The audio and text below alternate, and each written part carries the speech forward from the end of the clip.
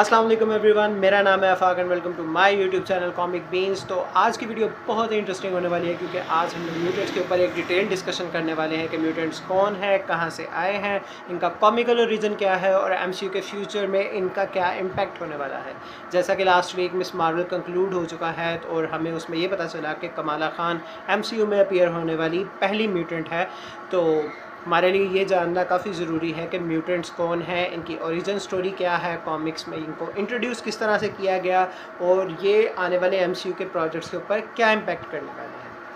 तो चलिए सबसे पहले एक जेनेरिक डेफिनेशंस देखते हैं म्यूटेंट की कि म्यूटेंट होते क्या है।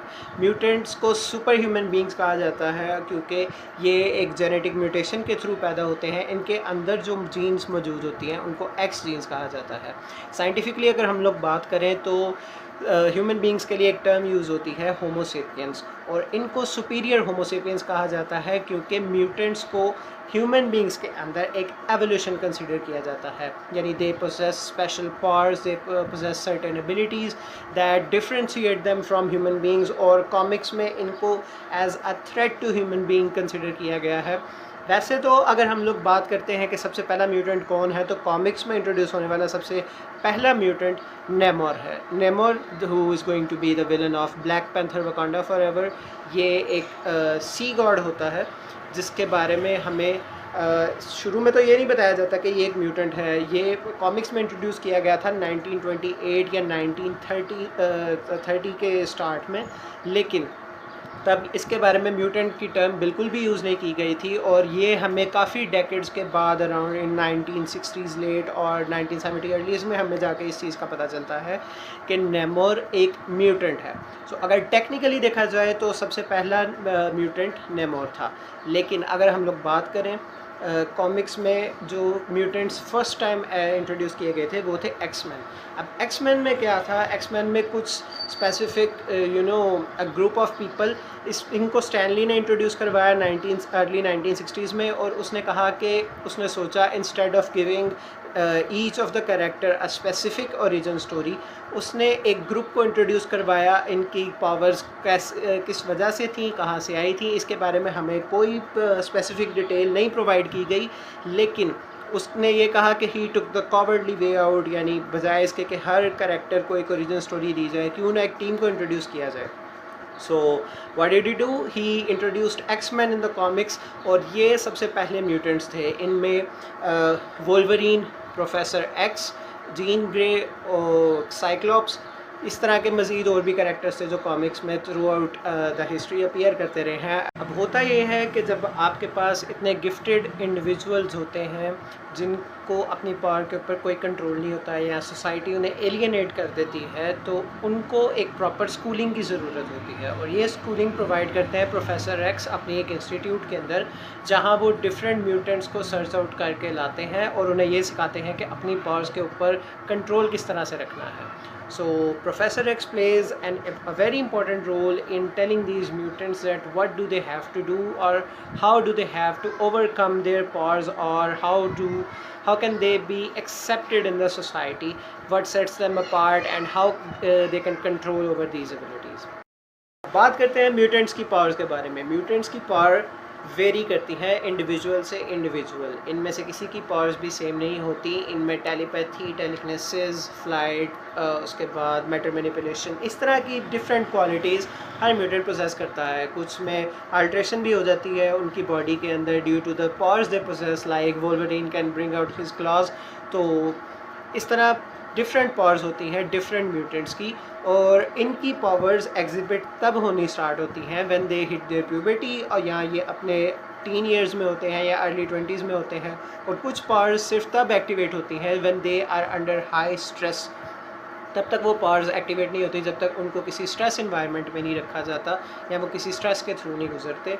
तो कुछ म्यूटेंट्स बीच में एक्सेप्शनल केसेस ऐसे हैं who start to exhibit their powers before their birth. जैसे प्रोफेसर एक्स के बारे में कहा जाता है कि he had a twin sister whom he killed inside his mother's वूम।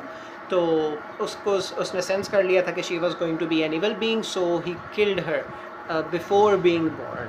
So it is a very strong mutant. अब बात की जाए तो म्यूटेंट्स जो है ये या तो ह्यूमन पेरेंट्स में पैदा के थ्रू पैदा हो सकते हैं या फिर म्यूटेंट पेरेंट्स के थ्रू पैदा हो सकते हैं, जबकि चांसेस ज़्यादा म्यूटेंट पेरेंट्स के थ्रू इनकी बर्थ के होते हैं।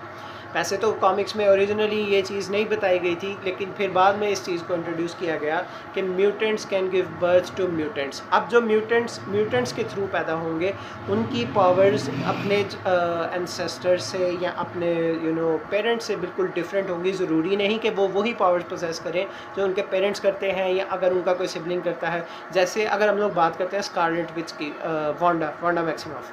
वांडा मैक्सिमॉफ भी एक म्यूटेंट है जिसके बारे में अभी तक एमसीयू में बताया तो नहीं गया। She is the daughter of magneto की पावर्स डिफरेंट थी, वांडा की पावर्स डिफरेंट है, और वांडा का जो भाई था क्विकसिल्वर उसकी पावर्स डिफरेंट है, यानी तीनों की पावर्स एक जैसी नहीं हैं। इससे हमें पता चलता है कि पावर ज़रूरी नहीं कि आपके पेरेंट्स से ही आपको मिले या आपकी पावर्स वेरी कर सकती हैं। तो इसी तरह जीन ग्रे ने भी अपनी पावर्स की एग्जीबिशन अपने पैदा होने से पहले स्टार्ट कर दी थी। She is one of the powerful mutants in the MCU. तो अब ये तो बात हो गई इनके बारे में कि इनका ओरिजिन क्या है। कॉमिक्स में इनको किस तरह से इंट्रोड्यूस किया गया वो भी आपको बताया कि 1960s में स्टैन ली ने सोचा कि हर मेंबर को एक स्पेसिफिक ओरिजिन स्टोरी देने की बजाय इनको इकट्ठा एज अ टीम इंट्रोड्यूस किया जाए। तो थ्रू आउट द ईयर्स हमने देखा है कॉमिक्स में इनकी डिफरेंट तरह की प्रेजेंस रही है, और they have been extremely important in the way if you talk about the comics. So this is what it's going to they are going to do in the future of MCU. They are going to be extremely important. They will participate in different movies and we will see different sort of team ups. इसमें से कुछ mutants ऐसे होते हैं जो by birth तो mutant नहीं होते, लेकिन they are expose to some sort of radiation और समथिंग, तो जिसकी वजह से वो म्यूटेंट जीन्स जो है वो डेवलप कर लेते हैं। तो वो तो खैर एक सेपरेट केस हो गया। दे आर बेसिकली म्यूटेट्स, वो म्यूटेंट्स नहीं होते क्योंकि वो डायरेक्ट बाय बर्थ उनके अंदर कोई पावर पोजेस नहीं करते। ये तो बात होगी म्यूटेंट्स के बारे में, म्यूटेंट्स की और के ओरिजिन स्टोरी के बारे में। MCU में अब जैसा हमें पता है कि Marvel Avenger secret Wars plan कर रहा है, तो उस पर्सपेक्टिव से अगर देखा जाए म्यूटेंट्स बहुत ही इम्पॉर्टेंट रोल प्ले करने वाले हैं। We are going to see, let's hope we see Hugh Jackman back as Wolverine. We are going to see Deadpool. We are going to see Professor Charles Xavier. तो अब इनमें कुछ mutants ऐसे होते हैं जो ओमेगा लेवल म्यूटेंट्स होते हैं, जिनकी पावर की कोई लिमिटेशन नहीं होती। They can become extremely powerful, जिसमें से एक स्पेसिफिक एग्जांपल हमारे पास मैग्नीटो की है। मैग्नीटो की पावर्स की कोई लिमिटेशन नहीं है and he is considered to be the strongest mutant.